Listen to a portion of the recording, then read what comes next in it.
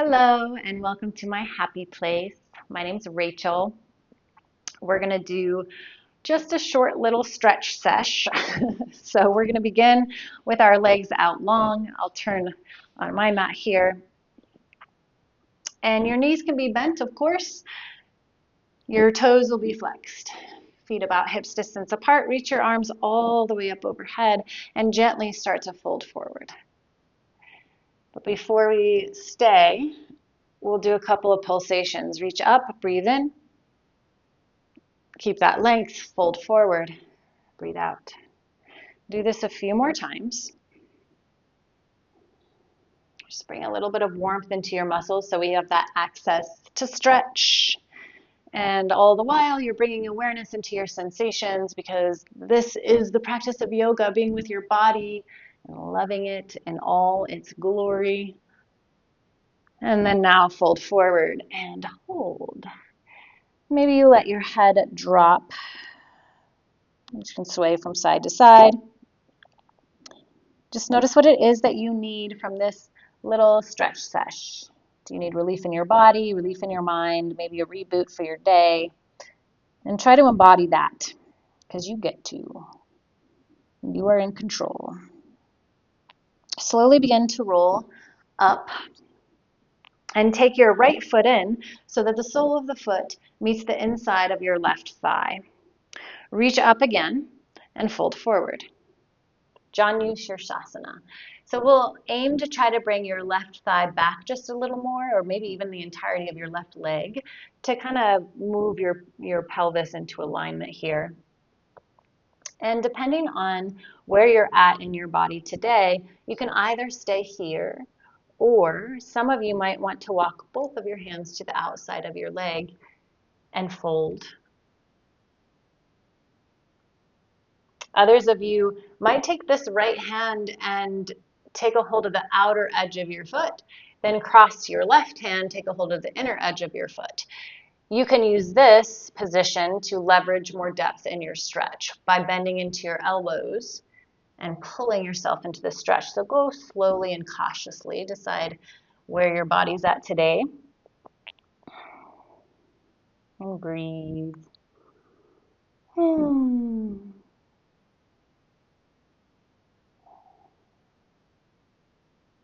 Gently start to come up. Guide this right knee up and over your left thigh. We'll take a twist, and you can either hug around with the right arm coming back behind your hip, or for more depth in your twist, drive your left elbow to the outside of your knee, and that will help pull you into your twist a little more. Look over your right shoulder, then take maybe some rolls in your head so that you can get some stretches in your neck.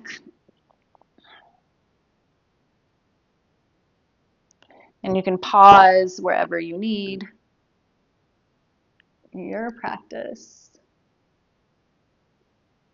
Oh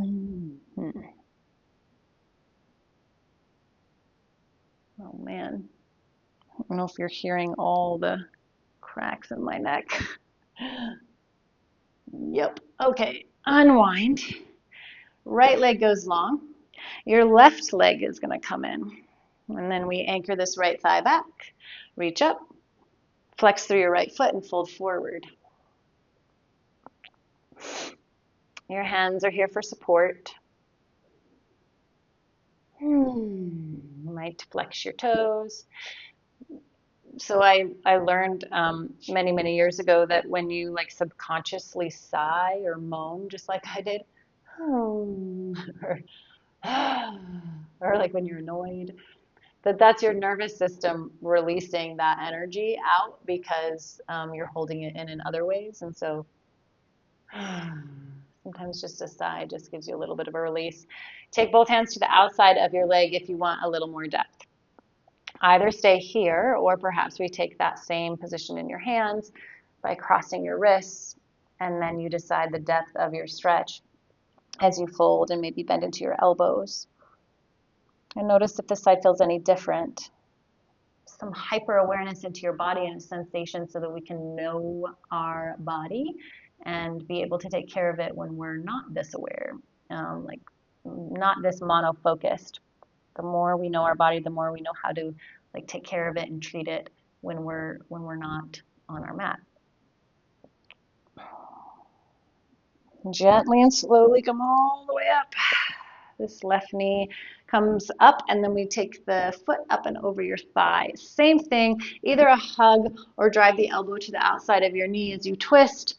Get long in your spine and look over your shoulder. Maybe you decide to also bring those head movements in on this side. There it is again. I'm just going to keep doing it. Because it feels good. Release of the nervous system feels good. Sometimes even just like shaking feels good. Yep. Inhale, unwind. Take your legs and bring them in a little bit closer. We're coming into a yogic squat. So soles of the feet are on the ground, but then we're going to roll to the toe mounds so that our thigh bones are parallel towards the earth. And if you want, you can place your hands on blocks if you have them on either side, or you can place them to your heart if you want the balance. Shoulders draw back and down.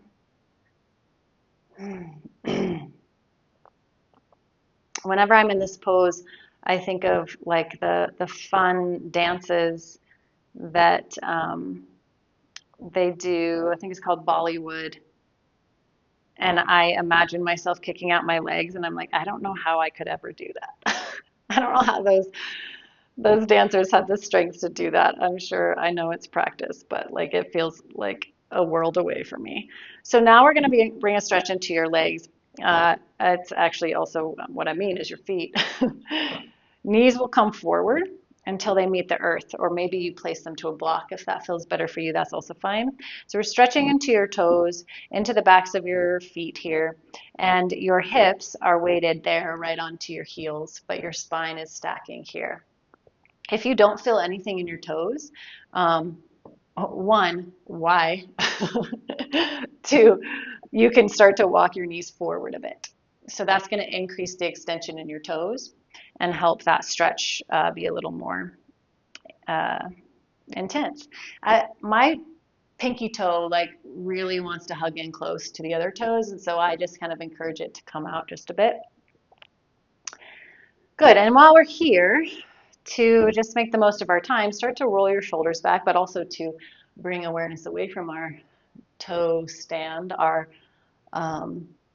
what's it called? Fire toes. And then the elbows can start to move. We're just going backwards here to get the shoulder blades down the back. Maybe your arms get bigger, like you're backwards swimming. 3, 2, and 1. Let your hands come to the mat. Lift your toes and circle out your ankles. That probably feels weird. I was going to say good, but like it doesn't. It's like it feels uncomfortable, but there is a release. And then pat out the tops of your feet. And I will have to walk myself back on my mat because that's where I went. And we'll do some barrel rolls. So it's tabletop is where we start, shoulders over wrist, hips over knees. Then we begin to side body stretch. Drop your belly down. Opposite side body stretch. Round your spine up. And you pull those movements together and you just go in this circular motion like you're like you've got a barrel around your torso and you just want to get all the edges of the goodness of whatever was in that barrel. And then we go the other way. This time maybe your head can come along in opposition, getting your cervical spine, your neck into your movements and your stretch. Good. Child's pose from here. Take your knees a little bit wider, drop your hips back, and reach your fingertips forward. It can be your chin or the crown of your head that meets the mat. That's up to you. Take some big breaths. As you ground into the earth, this is your third eye chakra. If you met your forehead to the earth, third eye chakra, you can activate that by rocking from side to side and then really starting to believe in your own ability to intuit and to access your inner wisdom.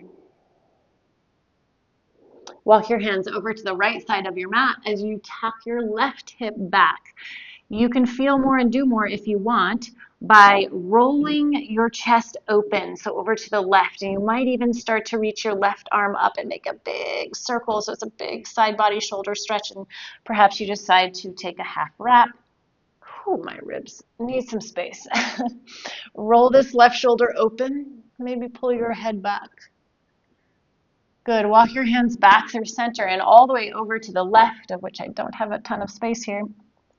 You're drawing your right hip back this time. Either stay here or maybe start to turn your ribs to the right and take a big circle in your top arm. And then decide if you want to take that half wrap. It'll come to the small of your back. As you roll this shoulder open, maybe your gaze follows. Big breath in. And full breath out. Come all the way back to center. Walk your hands back. Take your feet out in front of you. Our final pose, butterfly pose. Soles of the feet together. We're going to take a wide butterfly pose. That means the heels are further away.